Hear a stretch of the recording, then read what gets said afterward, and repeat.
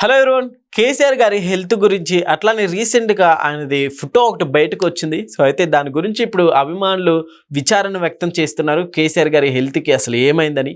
So ఇదే అంశం మీద ఒకసారి విశ్లేషణ తీసుకుందాం. ప్రస్తుతం మనతోటి జర్నలిస్ట్ శేషరావు గారు ఉన్నారు. ఇంటర్వ్యూలోకి వెళ్ళిపోదాం. Hello sir. హలో. ఏంటి సార్, కేసీఆర్ గారి హెల్త్ బాగాలేదన్నట్లుగా అభిమానులు డిస్కస్ చేసుకుంటున్నారు. మరో విధంగా రీసెంట్గా వచ్చిన కేసీఆర్ గారి పిక్, సో కేసీఆర్ గారు చాలా డల్గా కనిపిస్తున్నట్టు కనిపిస్తుంది. ఏంటి సార్ అసలు? యాక్చువల్గా కేసీఆర్ గారు ఎప్పుడు కూడా నీట్గా గడ్డం చేసుకుని ఉంటారు. అవును, చాలా నీట్గా గడ్డం చేసుకొని ఫ్రెష్గా కనిపిస్తుంటారు. ఇస్త్రీ చొక్కాలు వేసుకొని ఏమాత్రం మడత లేకుండా వైట్ అండ్ వైట్ వేసి చాలా నీట్గా కనిపిస్తుంటారు కేసీఆర్ గారు. పైన ఆయన పింక్ కలర్ టవల్ వేసేసుకొని కనిపిస్తుంటారు ఎలాంటి సందర్భంలోనైనా. కానీ ఇప్పుడు రీసెంట్గా ఒక ఫోటో బయటకు వచ్చింది. హరీష్ రావు గారి తండ్రి చనిపోయారు. అక్కడికి వెళ్ళి అక్కడ నివాళులు అర్పించి ఆ తర్వాత వాళ్ళని పరామర్శించారు. అప్పుడు ఫోటోలు వచ్చినాయి. ఈ మధ్యకాలంలో కేసీఆర్ గారి ఫోటో బయట రాలా. దాదాపుగా ఈ మధ్యకాలంలో ఎప్పుడు రాలేదు. యశోద హాస్పిటల్కి స్ట్రక్చర్ మీద తీసుకెళ్తూ అప్పుడు ఫోటో వచ్చింది.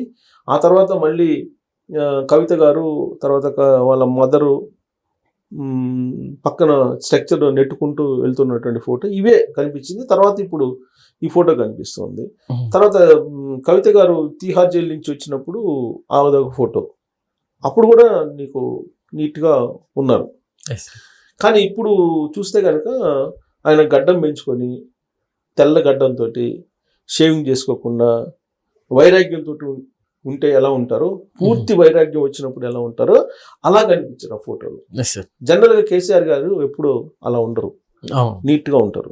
ప్లస్ ఇంకోటి ఏంటంటే గడ్డం నీట్గా లేకుండా ఆయన వైరాగ్యం రూపంలో కనిపించడంతో పాటు గతంలో లేనటువంటి నీరసం ఆయన ఫేస్లో కనిపిస్తుంది.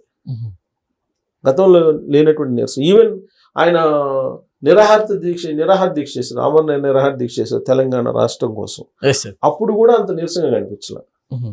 కానీ ఇప్పుడు ఆయన జీవకళ అంటారు కదా, అది జీవకళ అనేది కనిపించకుండా ఫేస్ అలా ఉన్నట్టు ఆ ఫోటోల్లో కనిపిస్తుంది. మరి ఎందుకు ఆ విధంగా అనేది, ఏమైంది కేసీఆర్కి అనేది ఆ ఫోటో చూసిన తర్వాత చాలామంది ఆయన అభిమానులు బాధపడుతుంతో పాటు చర్చించుకుంటున్నారు. ఏమైంది తెలుసుకునే ప్రయత్నం కూడా చేస్తున్నారు. వాస్తవం ఇప్పటి వరకు కూడా ఆయనకు సంబంధించినట్టు ఆరోగ్య వివరాలు బయటకు చెప్పలేదు, అఫీషియల్గా చెప్పలేదు. తరచూ హాస్పిటల్కి అయితే వెళ్తున్నారు. ఏఐజీ హాస్పిటల్కి వెళ్తున్నారు, యశోద హాస్పిటల్కి వెళ్తున్నారు, ఎమర్జెన్సీ మెడికల్ చెకప్లు చేసుకుంటున్నారు.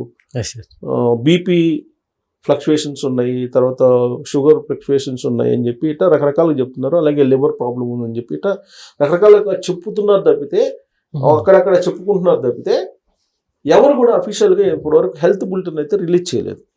ఆ మధ్యకాలంలో ఆయన హాస్పిటల్లో ఉన్నారు. 3-4 రోజులు ఉన్నప్పుడు కూడా ఆయన అభిమానులు చాలా మంది ఎదురు చూశారు, ఏమైంది కేసీఆర్ గారికి తెలుసుకోవాలి, హెల్త్ బులెటిన్ రిలీజ్ చేస్తారా అనేది చాలా మంది ఎదురు చూశారు.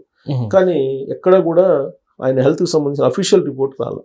బట్ అన్హెల్తీగా ఉన్నారు, అనారోగ్యంతో బాధపడుతున్నారు అనేది మాత్రం చర్చించుకుంటున్నారు. వాళ్ళు ఆయన గురించి తెలిసినటువంటి వాళ్ళు కానీ ఆ పార్టీలో కానీ చర్చ జరుగుతుంది. అనారోగ్యం కారణంగా ఆయన ఇబ్బంది పడుతున్నారు అనేది మాత్రం. ఇక్కడ వచ్చినప్పుడు కూడా నీకు వీల్ చైర్లో వచ్చారు. సో వీల్ చైర్లోనే ఆయన ఎక్కువగా తిరుగుతున్నారు. వీల్ చైర్ తప్ప ఆయన నడిచేటువంటి పరిస్థితి కూడా లేదని చెప్పేసి అంటూ ఉన్నారు. మరి ఆయన అనారోగ్యానికి కారణం ఏంటి అనేది అఫీషియల్గా తెలియట్లేదు. అసలు ఇప్పుడు వైరాగ్యం అంటే ఎంత అనారోగ్యంగా ఉన్నా కానీ ఆయన నీట్గా గడ్డం చేసుకొని నీకు వీల్ చైర్లో వచ్చేవాళ్ళు. ఈ మధ్యకాలంలో పార్టీ ప్లేనరీలో కూడా, ప్లేనరీకి వచ్చిన సందర్భంగా వీల్ చైర్లోనే వచ్చారు. కానీ అప్పుడు కూడా నీట్గా షేవింగ్ చేసుకొని కనిపించారు. ఎక్కడ కూడా నీరసించిపోయినట్టు కానీ, కాన్ఫిడెన్స్ లెవెల్స్ తగ్గిపోయినట్టు కానీ అలా ఏం లేదు. కానీ ఇప్పుడు బయటకు వచ్చినటువంటి ఫోటోలో మాత్రం కొంత అనారోగ్యంగా బాగా ఉన్నట్టు అనిపిస్తూ ఉంది అనేది చర్చ జరుగుతుంది ఆ ఫోటో చూసిన తర్వాత. మరి దీనికి కారణం ఏంటి? వైరాగ్యానికి వెళ్ళిపోయారా? ఇప్పుడు ఇంత చేసి తెలంగాణ రాష్ట్రాన్ని తీసుకొచ్చి ఇంత సంపాదించేసి ఏం సాధించినట్టు అనేటువంటిది ఒక ప్రశ్న వస్తుంది. ఎందుకంటే ప్రతిపక్ష నాయకుడిగా ఆయనకు హోదా ఇచ్చారు, కానీ అసెంబ్లీకి రావట్లేదు. రేవంత్ రెడ్డి గారు ముఖ్యమంత్రి, నువ్వు రా అసెంబ్లీకి, 10 సంవత్సరాల పాటు నువ్వేం చేసావో సమాధానం చెప్పాలి, నువ్వు రా అంటున్నారు, ఆయన రావట్లేదు. తర్వాత కాళేశ్వరం చంద్రఘోష్ కమిషన్ వేశారు. చంద్రఘోష్ కమిషన్ ఎదురుగా వచ్చి సమాధానం చెప్పడానికి కూడా ఆయన రాలా, ఒకేసారి వచ్చారు. ఇంకా తర్వాత ఇంట్లో కేసులు కేసీఆర్ గారి మీద, కేటీఆర్ గారి మీద అనేక కేసులు ఉన్నాయి. ఫోన్ ట్యాపింగ్ కేసు ఉంది ప్రధానంగా. ఈ కేసులు ఒకవైపు చుట్టుముట్టాయి. ఇంకొక వైపు కవిత గారు తీహార్ జైలుకి వెళ్ళి తీహార్ జైలు నుంచి బయటకు వచ్చి ఆవిడ సొంత పార్టీ పెట్టుకుంది. సొంత పార్టీ పెట్టుకోవడంతో సొంత పార్టీ పెట్టే ప్రయత్నం పెట్టలేదు, కానీ పెట్టే ప్రయత్నం చేస్తున్నారు. ఆవిడ ఏం చెప్పారు ప్రెస్ మీట్లో క్లియర్గా, బీఆర్ఎస్ పార్టీని తీసుకెళ్ళి బీజేపీలో విలీనం చేయబోతున్నారు, అది నాకు నచ్చలేదు అని చెప్పారు ఆవిడ. అంటే బీఆర్ఎస్ పార్టీ ఉండదు అనేది ఆవిడే తెలియజేశారు. దానికి అదనంగా సీఎం రమేష్ గారు చెప్పేశారు, కేటీఆర్ గారు నా దగ్గరికి వచ్చి బీఆర్ఎస్ పార్టీని విలీనం చేస్తామని చెప్పి అన్నారు, కేసులు లేకుండా మమ్మల్ని ఆదుకోండి అని చెప్పి అడిగారని చెప్పి ఆయన చెప్తే ఆయనకి ఇంతవరకు కౌంటర్ ఇవ్వాలి కేటీఆర్ గారు. ఇదొకటి. రెండు, కవిత గారు ఈ నెలాఖరు నుంచి, బహుశా నేను అనుకుంటా రేపు ఎల్లుండి నుంచి అనుకుంటా, ఆవిడ తెలంగాణ పర్యటనకి వెళ్తున్నారు. తెలంగాణ పర్యటనకి వెళ్ళి తెలంగాణ జాగృతి తరపు నుంచి ఆవిడ తెలంగాణ పౌరులకు బహుజన సమాజ నినాదం తీసుకొని 10 ఏళ్ల పాటు కేసీఆర్ గారు ఏం చేయలేదు, అది నేను చేస్తానని చెప్పేసి ఆవిడ బయలుదేరారు. ఇంకొక వైపు కేటీఆర్ గారు, హరీష్ రావు గారి పరిస్థితి చూస్తున్నాం మనం. హరీష్ రావు గారి మీద అనేక ఆరోపణలు చేశారు కవిత గారు. కేటీఆర్ గారి మీద ఇండైరెక్ట్ గా చేశారు, పార్టీ నడపలేదు, ఆయన ట్విట్టర్కి పరిమితం అని చెప్పేసి.